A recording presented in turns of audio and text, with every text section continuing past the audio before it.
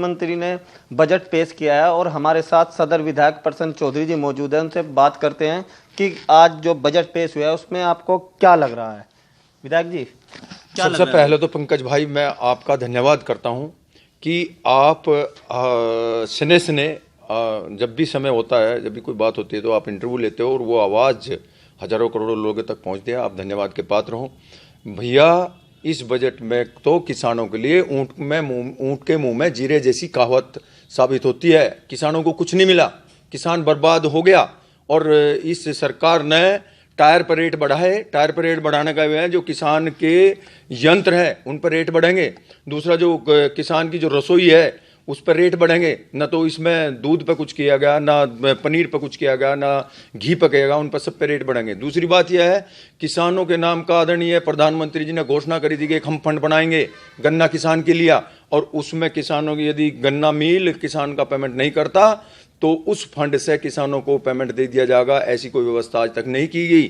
6,000 रुपये प्रति वर्ष किसान सम्मान निधि में दिए जाने थे, उसका एक रिकॉर्ड है। 11.5 करोड़ किसानों को लाभ मिलना था। 2.5 करोड़ किसान ऐसे बैठे हुए हैं जिन्हें आज तक वो पेमेंट नहीं मिला।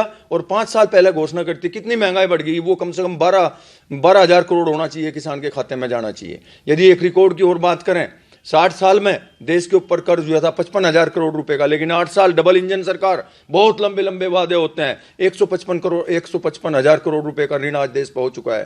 तो ये तो वो कहावत है, ऊंट के मुंह में जीरा साबित होती है। आम जनता इससे परेशान होगी, आम जनता पे बोझ पड़ेगा।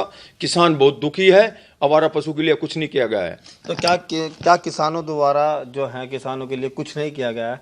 2024 के चुनाव में कुछ लगेगा? हाँ बिल्कुल, किसान और मजदूर इकट्ठा होकर इस सरकार को जवाब देगा। किसानों के पास, मजदूर के पास, जनता के पास एक डॉक्टर भीमराव अंबेडकर के द्वारा दिया हुआ एक अधिकार है कॉन्स्टिट्यूशन में हमारे, और वो वोट का अधिकार है। उस वोट के अधिकार पे, वोट के बल पे इन्हें सबक सिखाने का कार्य करेंगे 2024 में। लेकिन कुछ चीज़ें जो इलेक्ट्रॉनिक है, टीवी हुआ, इन इलेक्ट्रॉनिक सामान को भी सस्ता किया गया है, मोबाइल सस्ते कर दिए हैं, क्योंकि आजकल जो जनरेशन है वो मोबाइलों के पीछे है। देखो, इलेक्ट्रिकल आइटम यदि सस्ते होते उसका कुछ लाभ किसान को मिलने वाला था। इन इलेक्ट्रॉनिक्स आइटम से किसान को लाभ मिलने वाला नहीं है।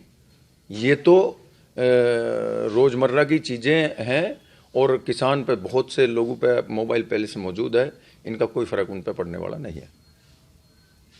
यदि पड़ता तो जो किसान के कलपुर्जे हैं उन पे सस्ता होता, जो उनके यंत्र है उन पर सस्ता होता। और यदि जब सरकार टायर पे पैसे बढ़ा रही है, सीधा का है, वो वाहन पे पैसे बढ़ा रही है, बोझ तो उस पर पड़ना है, किसान पे और मजदूर पे बोझ पड़ना है। तो अब मुझे नहीं लगता कि इस बजट में किसान के पास कुछ आया हो।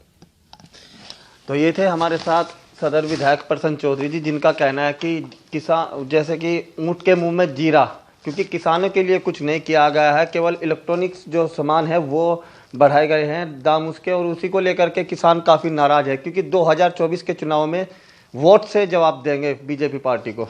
शामली से पंकज प्रजापति, एबीपी गंगा, शामली।